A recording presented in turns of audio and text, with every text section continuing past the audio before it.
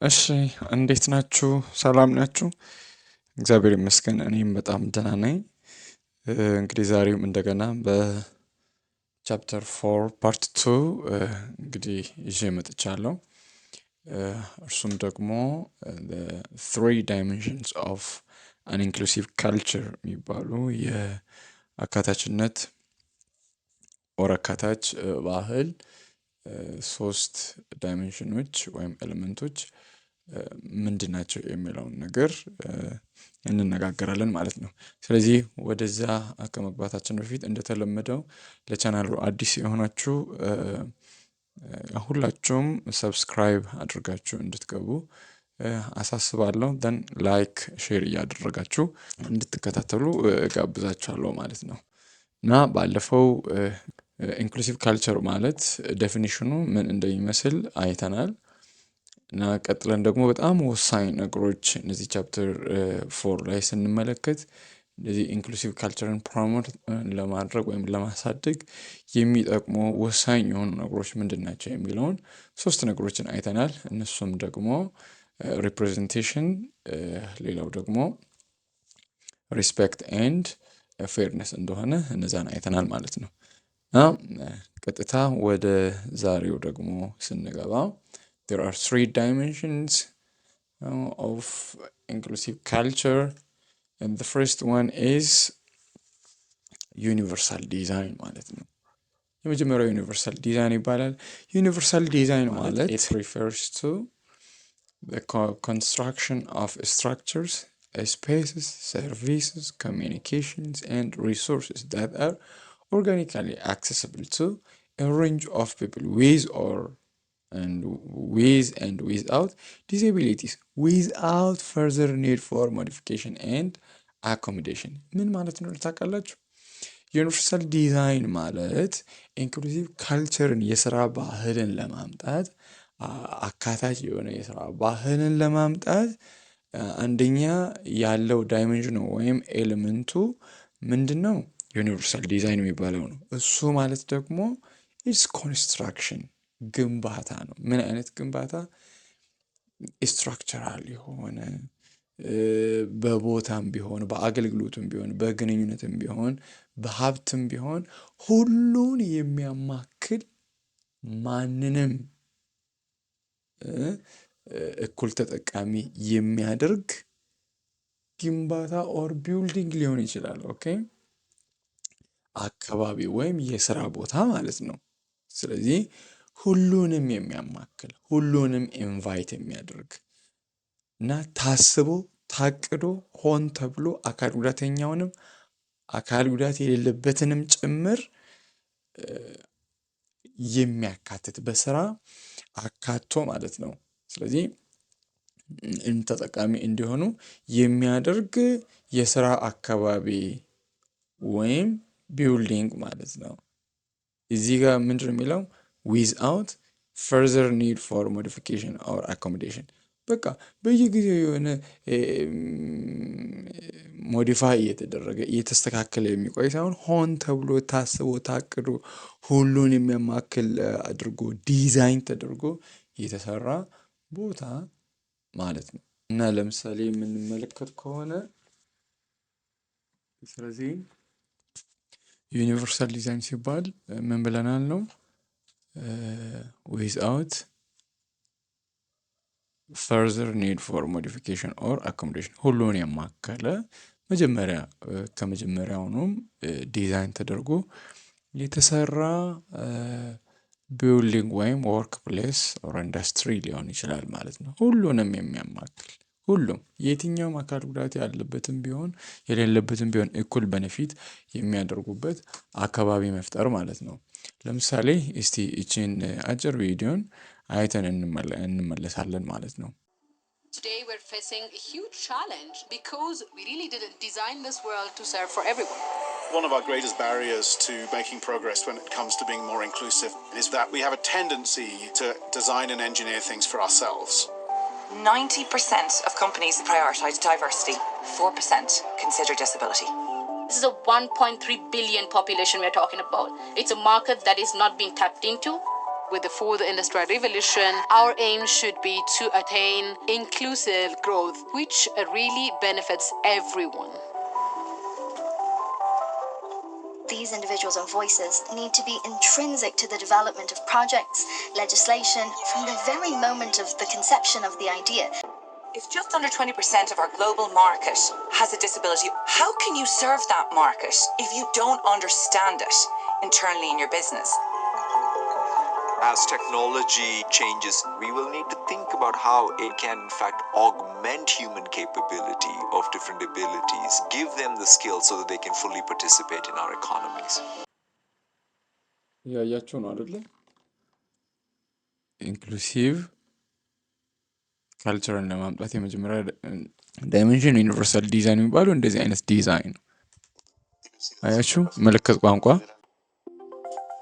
Some of the car manufacturers have started introducing these exoskeletons into their production line. On the one hand, you could think of these as helping protect people who have normal physical abilities, or you could imagine that these same exoskeletons could help people who before would not have been able to do the job, but now they can. The best is to think about these as not assistive technologies, but really come at the product and service with universal design principles. Hello. How are you doing? Good. How are you doing? 你们是在家还是在学校？ You are at home or at school? We are all at school right now. There's not one product or service that fits everyone, but there is one mindset that everybody benefits from is the full human experience. Making sure that we think inclusively whenever we build something, because somebody who doesn't have any disability today is not guaranteed that he won't have a disability tomorrow. Maybe we can move to the point of thinking beyond this idea of differently abled meaning less than something, but that we're all differently abled. The greatest force for change is going to be the importance of individuals being willing to step forward and be vulnerable, sharing their unique lived experience, which is going to shape business frameworks and political legislation with empathy rooted at every decision. The next generation voice is the greatest chance that we have for change, for an inclusion revolution that means everyone, and no one is left behind.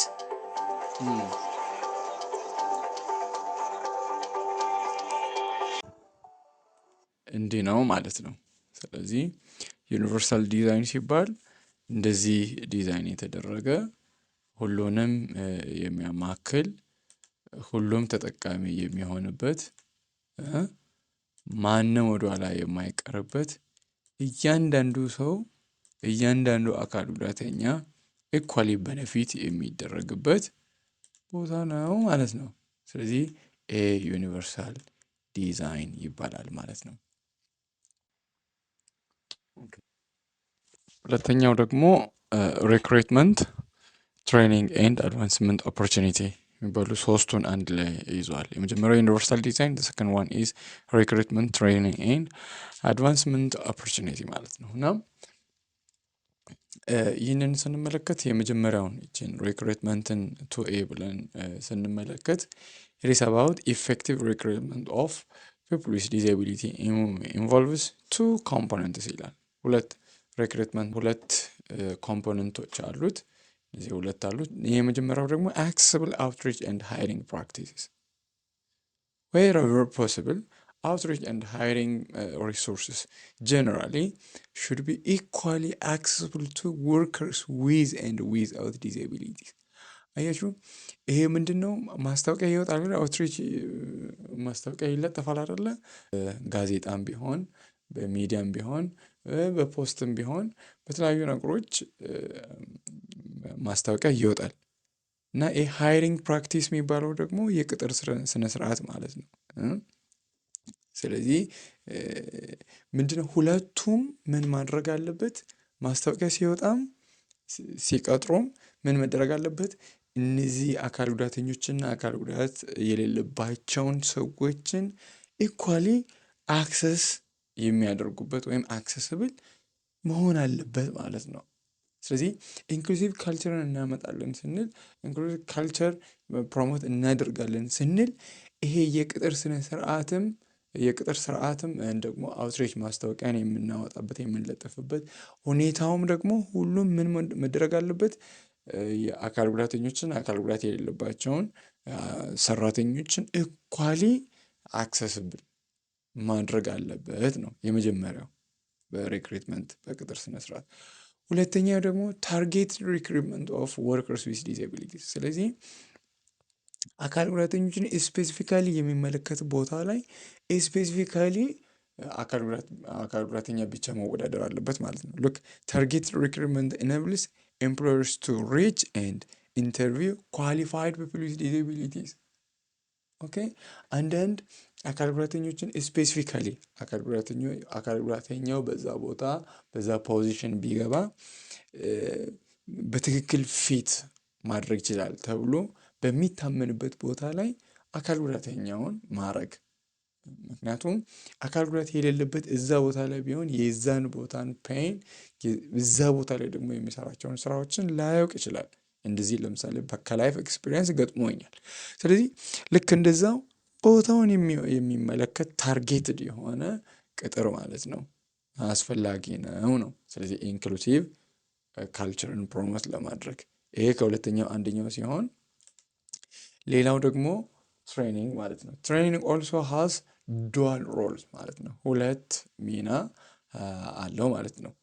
ኦኬ ስለዚህ ኢንክሉሲቭ ወርክ ፕሌስን ስራ ቦታ አካባቢ ለመፍጠር ሁለት ሚና ይጫወታል ማለት ነው። the first one is consideration involves the degree to which people with disability have equitable, don't forget here, fair and equitable access to training sites, events and materials.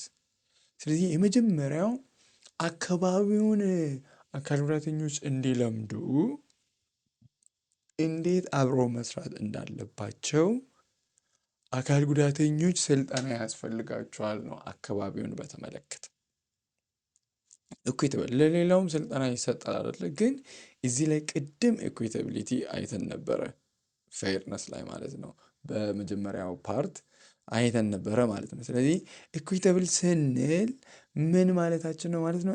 ፌር የሆነ ኢኳል ብቻ አይደለም፣ ፌር የሆነ አክሰስ ሊያገኙ ይገባል። ትሬኒንግን በተመለከተ ተጨማሪ ትሬኒንግ የሚያስፈልግ ከሆነ ተጨማሪ ትሬኒንግ ሰጥቶም ከሌላው ጋር ደግሞ እኩል ተሳታፊ እንዲሆን እኩል ተጠቃሚ እንዲሆን ማድረግ ነው ማለት ነው። እና እኩል ተጠቃሚ ማድረግ። ሁለተኛው ደግሞ the second concern relates to training of managers, particularly middle management and human resource staffs to work effectively with all people including those with disabilities. አያችሁ ትሬኒንግ ሁለት ሚና ይጫወታል ካልን አንደኛው አካል ጉዳተኞች በቂ የሆነ ኢኩዊታብል የሆነ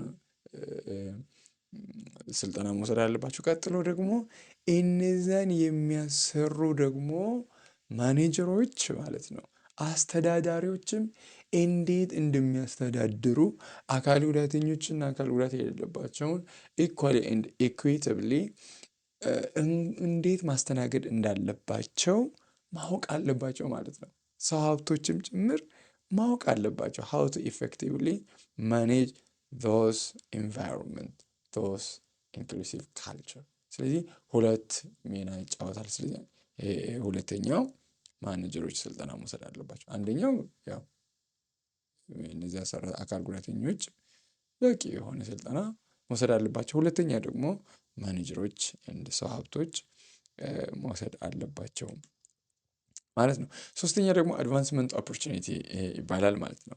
አድቫንስመንት ኦፖርቹኒቲ ማለት ደግሞ ያው እድገት ነው ማለት ነው። ኢትስ አባውት ፕሮሞሽን። ኦኬ ሪሰርች ዲሞንስትሬትስ ዛት ኢን ኦርደር ቱ ሃቭ ኢኩዊታብል ኦፖርቹኒቲ ፎር ፕሮሞሽን ኢኩዊታብል ይኸው እኔ ቅድም ኦር በመጀመሪያ ፓርት አውርቼ ነበረ።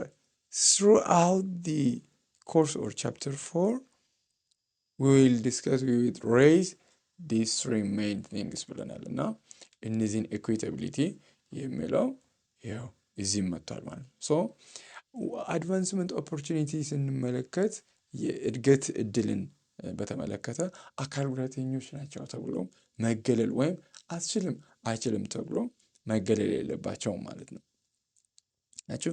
ኢኩዊታብል ኦፖርቹኒቲ ፎር ዋት ፕሮሞሽን ኤንድ ፕሮፌሽናል ዴቨሎፕመንት ሙያዊ እድገትንና በቃ ሙያዊ እድገትን ማግኘት አለባቸው ማንም እንደሚያገኘው ማለት ነው። ግን እነዚህ ማኔጀሮች ይህንን እንዴት እንደሚያደርጉ ስለነዚያ ስልጠና ካልወሰዱ ካላወቁ እዚህ ላይ ደግሞ ፎልት ይሰራሉ ማለት ነው። ስለዚህ ያ ኢንክሉሲቭ ካልቸር አያስብልም ማለት ነው። ሶስተኛ ደግሞ ምንድነው? ወርክ ፕሌስ አኮሞዴሽን ኤንድ አክሴሲቢሊቲ ሪጋርዲንግ ፖሊሲ ኤንድ ፕራክቲስስ። ኦኬ ስለዚህ ፖሊሲ መቀመጥ አለበት፣ ህግ መቀመጥ አለበት። ያንን ደግሞ የሚጥስ ሰው ምን እንደሚከተለው መቀመጥ አለበት ማለት ነው። So policy plays a critical role in generating meaningful inclusion of people with disability in inclusive culture ማለት ነው። ያችሁ ስለዚህ ምንን አየን ማለት ነው? ሶስት ነገሮችን አየን። There are 3 dimensions of inclusive culture. The first one is universal design. The second one is what?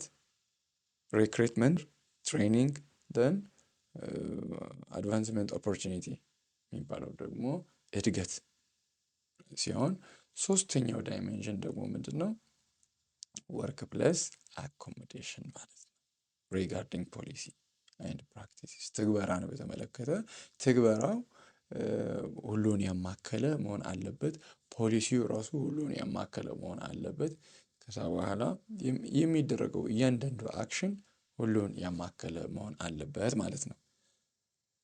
Thank you so much. This is chapter 4 part 2, and we'll continue with chapter 4 part 3 in other slides. Thank you so much. Don't forget subscribing, liking, and sharing to others. Okay, thank you so much. እንገናኛለን። አመሰግናለሁ። እደግመዋለሁ። ሰብስክራይብ፣ ላይክ፣ ሼር ማድረጋችሁን አትርሱ። አንዳንድ ደግሞ መቀመጥ አለበት እንዲህ ቢደረግ ይሻላል እንዲህ ብትሰራ ይሻላል ብላችሁ የምታስቀምጡት ኮመንት ካለ ደግሞ ፍሪሊ አስቀምጡ፣ እመልስላችኋለሁ። ቴንክ ዩ። በሚቀጥሉት ቪዲዮዎች እንገናኛለን ኦር ስላይድስ እንገናኛለን ማለት ነው።